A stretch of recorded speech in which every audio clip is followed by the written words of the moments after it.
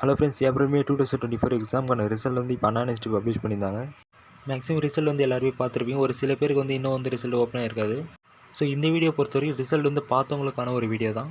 என்னென்னா பொதுவாக எல்லாருமே தெரியும், இப்போ ஒரு ரிசல்ட்டுன்னு பார்த்தோம்னா ஒரு சிலருக்கு அது வந்து பாசிட்டிவாகவும் ஒரு சில பேருக்கு வந்து அது வந்து நெகட்டிவாகவும் இருக்கும். அந்த வகையில் இப்போ அனாலிஸ்ட் ரிசல்ட்டுன்னு எடுத்தோம்னா ஆல் கிளியர் ரிசல்ட் வந்தவங்களுக்கு பிரச்சனை இல்லை. உங்களுக்கு வந்து பெருசாக அட்வைஸ் தேவையில்லை. இப்போ கரண்ட் செமஸ்டர் சப்ஜெக்ட் மட்டும் தான் நீங்கள் வந்து படிக்க போகிறீங்க.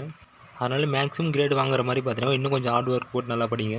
நெக்ஸ்ட் இப்போ இதே மாதிரி பார்த்தீங்கன்னா இப்போ இந்த ரிசல்ட்டில் வந்து அரியர் வந்திருக்க ஸ்டூடெண்ட்ஸும் கண்டிப்பாக இருக்கும். இதில் ஒரு அரியர்லேருந்து மேக்ஸிமம் எல்லா சப்ஜெக்ட்டுமே அரியர் வந்திருக்க ஸ்டூடெண்ட்ஸும் இருக்கலாம்.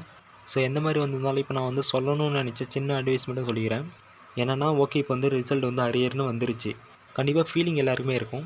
பட் இந்த ஃபீலிங்னால இந்த ரிசல்ட் வந்து சேஞ்ச் ஆகுமா கிடையாது, கண்டிப்பாக இல்லை. அப்போ இந்த ப்ராப்ளம் சால்வத்துக்கு நம்ம வந்து என்ன பண்ணணும் பார்த்தோம்னா இன்னும் கொஞ்சம் ஹார்ட் ஒர்க் போடணும். அதாவது இப்போ நம்ம வந்து படித்து நிறைய கரண்ட் செமஸ்டர் சப்ஜெக்ட் கூட இந்த அரியர் சப்ஜெக்ட் கொஞ்சம் எக்ஸ்ட்ரா படிக்க வேண்டியது இருக்குது. ஸோ ஒன்றும் இல்லை, இப்போ இதுக்கு முன்னாடி போட எஃபர்ட்டை விட இப்போ இந்த டைம் பார்த்தீங்கன்னா இன்னும் கொஞ்சம் எக்ஸ்ட்ரா எஃபர்ட் நல்லா போடுங்க. இப்போதுலேருந்தே கொஞ்சம் நல்லா படிக்க பாருங்கள். இப்போ நீங்கள் படிக்கிற அந்த கரண்ட் செமஸ்டர் சப்ஜெக்ட் கூட இந்த அரியர் சப்ஜெக்ட்டும் கொஞ்சம் டைம் ஒதுக்கி நல்லா படிங்க. நாங்களும் வந்து எங்களோட சைட்லேருந்து கண்டிப்பாக எங்களால் முடிஞ்ச சப்போர்ட் பண்ணுறோம்.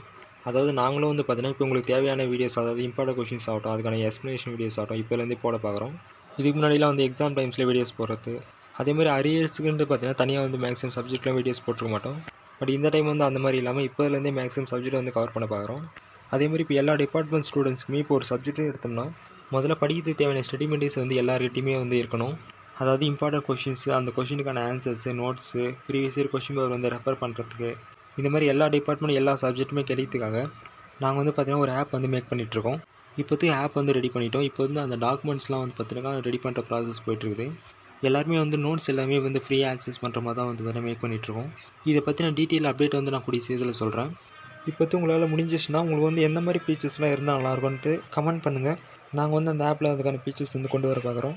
ஸோ இப்போதைக்கு இந்த வீடியோவில் நான் சொல்ல வந்தது என்னென்னா, அரியர் வந்துருச்சுன்னு ஃபீல் பண்ணாமல் இப்போ அந்த அரியர்லாம் வந்து கிளியர் பண்ணதுக்கான எஃபோர்ட் வந்து இப்போலேருந்தே போட பாருங்கள். நாங்களும் வந்து எங்கள் சைட்லேருந்து முடிஞ்ச வரைக்கும் சப்போர்ட் பண்ணுறோம்.